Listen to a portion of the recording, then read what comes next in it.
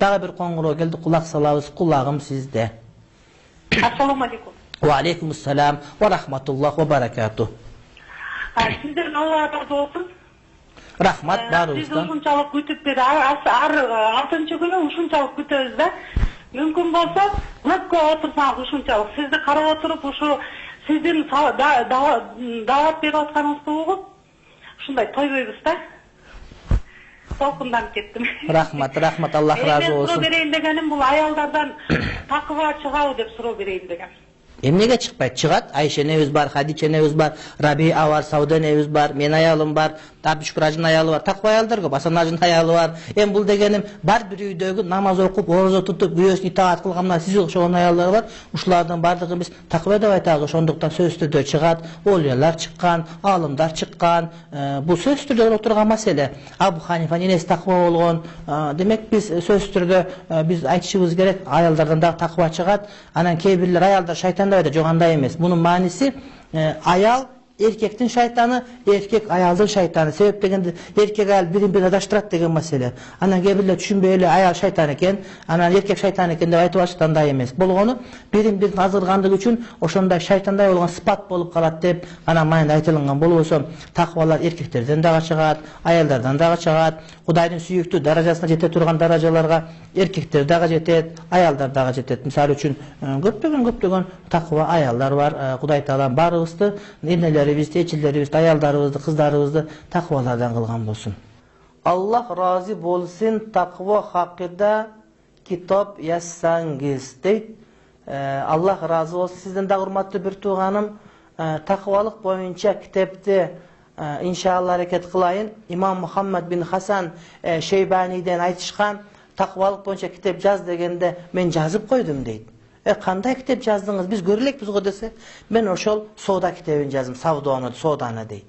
Oşol soda kitap takva deydi. Adamdın takvalığı namaz okugandan, oruza karmagandan bilinbeydi. Şöntөгüne biraz tıyın bersen, aslında tıyın koysan, je acılıktan urday turgan, korrupsiya kıla turgan jerge, je korrupsiya, je maradör kıla turgan jerge koyup koysan, oşondan uğurdabasa takva bolgan bolat. Namaz okugan jengil, oruza karmagan jengil. Aga tıyın ber, tıyın berip sınasan oşonda gana bilesin, aga çeyin bilbeysin. Demek oşol tıyın jön yazış gerek bolat eken da. Daga bir qo'ng'iroq kelip düştü, kulağım sizde. Aytыңыз. Wa alaykumussalam wa rahmatulloh barakatuh. Namaz жөнүндө суроо берейин дедим эле. Aytыңыз. Намазды жаңы баштап окуп, эме кылып кызым экөөбүз. Анан көбүнчө эртең менен багымда туруп аябай жакшы окуйбуз деле кечинде токтомду көбүнчө окубай калып атабыз да, жумуштан ар кандай кетип калабыз. Анан болбой эле эртең менен ошо бир маал окусам деле ушу эметип жарайт болуш керек деп эле ошо базымдарда окуйм, анан эле куттарды окуй албай калам да.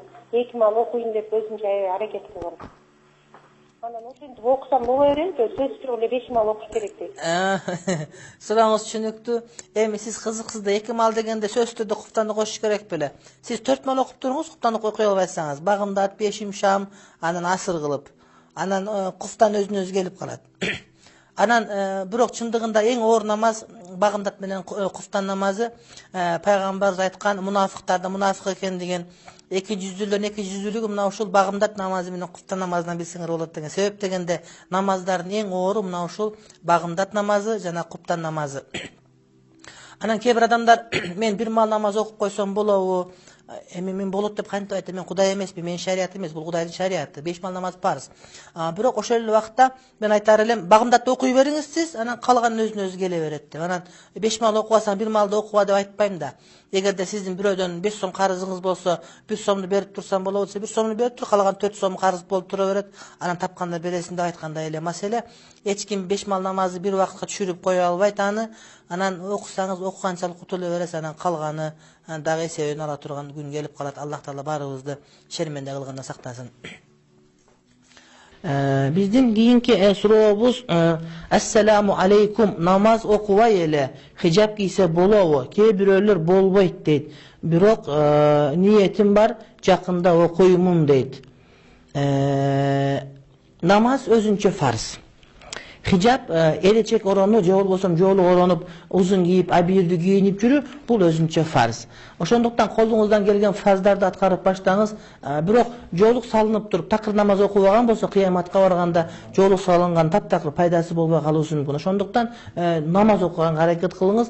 Намаз окугандан кийин бардыгы өз ордуна келет. Намазда окуңуз, жоолукту да унутпаңыз. Мисалы үчүн мен тамак жегенде мен нан жебей эле коеюн, суу менен гана жүрө берем. Же болбосо суу ичип жүрүп, суу жок эле ичпей эле коеюн, нан гана жей берем дегендей таризди айтып турган болосо, ошондуктан бул маселеге көңүл буруш керек. Намаз жоолуктан дагы маанилүүрөөк маселе. Ошондуктан намазда окушуңуз керек, жоолукту дагы салынууңуз керек. Ва алейкум ассалам ва рахматуллахи ва баракатуh. Var namazın içinde kızılça dua kısa olacak. Her zamanında sağ vereyim için. Namaz kavga bulur var. İkincisi, umutun diyeyim, o dinin ıslahından şimdi sırayla Allah Teala'nın onlarına cemilerden sırayla, deniz cemilden sırayla. İkincisi, cihat dediler, kılıç götürgün kaç adamlar verirse o adam yaşasını, oğlu, nasıl öyle görse bu da cihat olup bitirdiler. Рахмат. Телефон 0778 88 87 44. 0778 88 87 44. Farz namazın içinde kırgızça dua kılsa bolabı degende albatta alımlarımыздың көпчүлүгү болбойт. Нафил намаздарда кылгыла, себеп дегенде дуа кылып атып, мындай бир намазда айтылынбай турган сөздөр айтылып, намаздын бузулуп калыш коркунучу бар. Ошондуктан мүмкүн болушунча маасур дуаларды, пайгамбарыбыздын хадистеринде айтылган дуаларды айтсаңыз, бул өтө жакшы болот. Ал эми нафил намаздарда каалаганда дуа кылсаңыз боло берет. Ал эми улут маселесин мен түшүндүм. Кыяматта улутун ким деп сурайбы деп атасыз. Албетте улутту сурабайт. Кыяматта биринчи иретте ошол кимдин үммөтүсүң деп ошону сурайт. Мухаммеддин үммөтүмүн, кимдин кулусун, Аллахтын кулумун, китебиң эмне, Куран, намаз окугансыңбы деп мына ушул нерселер суралат. Анан улутуң ким, урууң ким, жашаган үйүң, квартираңдын номери, булардын баары албетте суралбайт. Үчүнчүсү жихад маселесинде жихадтын эң улуу Азирет Умардын сөзүндө, Аллаху алам, адашпасам, айтор сахабалардын биринин сөзүндө келет. Жихадтан келишип кичи жихадтан чоң жихадка келдик дегенде, ал кайсы жихад дегенде бул нафс менен болгон жихад дейт. Адам өзүн такыбалыкка үндөсү, адам өзүн туура жолго салуусу, адам малды жакшы көрсө дагы өзүнүн закатын чыгарып берүүсүнө тарбия кылуусу, адам шарият илимдерин окуп үйрөнүп өзүн тарбия кылуусу, өзүнүн нафсиндеги шайтан менен күрөшүү, бул эң чоң жихад эсептелинет.